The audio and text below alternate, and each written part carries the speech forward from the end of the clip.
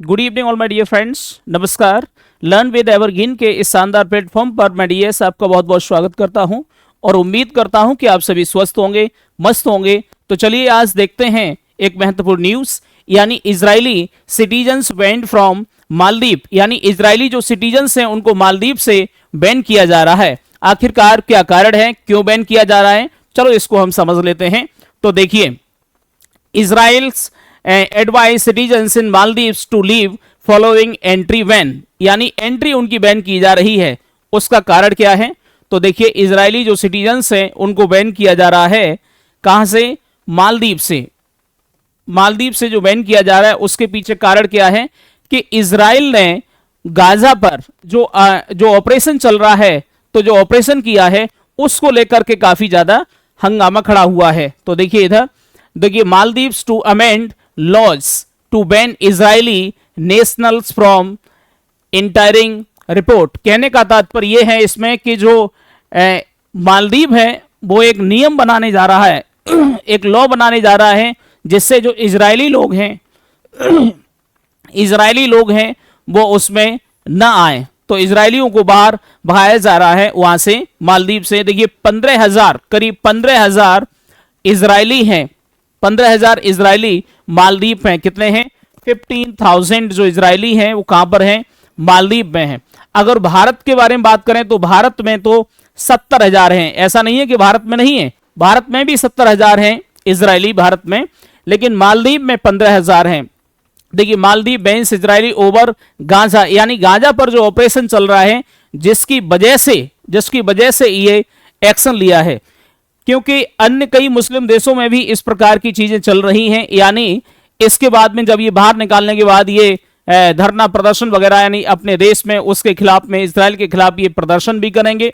और यहां पर जो मामला यही है कि यहां पर आप देख पा रहे हैं, टूरिस्ट के बारे में बात करें तो टूरिस्ट, ये जो इजरायली जो 15,000 हैं वो भारत में भी आ सकते हैं। समझ पा रहे हैं? भारत में आ सकते हैं। लक्षद्वीप भी इसका एक केंद्र हो सकता है, लक्षद्वीप। तो देखिए लक्षद्वीप है, उसके अलावा देखिए गोवा है और अंडमान निकोबार द्वीप समूह है, केरला है। ये भी केंद्र, इनके आकर्षण का केंद्र हो सकता है।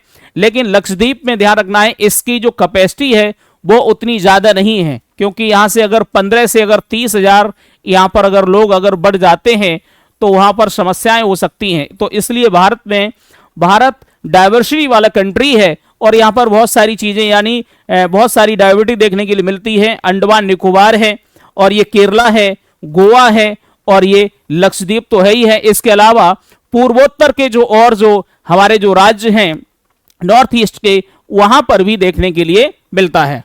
तो बहुत ज्यादा डाइवर्सिटी है। तो इस तरीके से वी लव इंडिया वैसे तो भारत में है ही है, और अगर और बढ़ जाते हैं तो और अच्छी बात है। 1-1.5 लाख के समथिंग बढ़ने की संभावना है अगर इस तरीके से रहा तो। Major project on anvil to put Lakshadweep on global tourism map.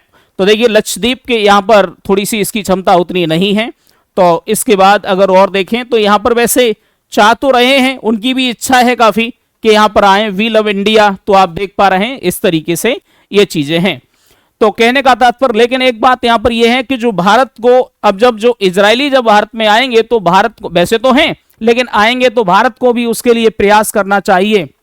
लेकिन भारत के प्रयास के बारे में बात करें तो इसका जो बजट है 2020-21 में 450 करोड़ था, जो 115 करोड़ ही खर्च किया गया। देख पाइए आप, कहीं ना कहीं हमें प्रचार तो करना ही होगा इनक्रेडिबल इंडिया के तहत। जो भी है, हम दूसरे देशों से जो भी भारत में लोग आते हैं उनको भारत का प्रचार कि भारत में सब कुछ सुरक्षित है, आप आ सकते हैं। इस तरीके से 2020-21 में, 21-22 में आप देख रहे हैं 89 है और 2022-23 में केवल ये 16 करोड़ है। तो इस तरीके से आप देख पा रहे हैं 23-24 में 167 करोड़ था और 100 करोड़ खर्च किए गए, और 24-25 में आप देख लीजिए मात्र 3 करोड़।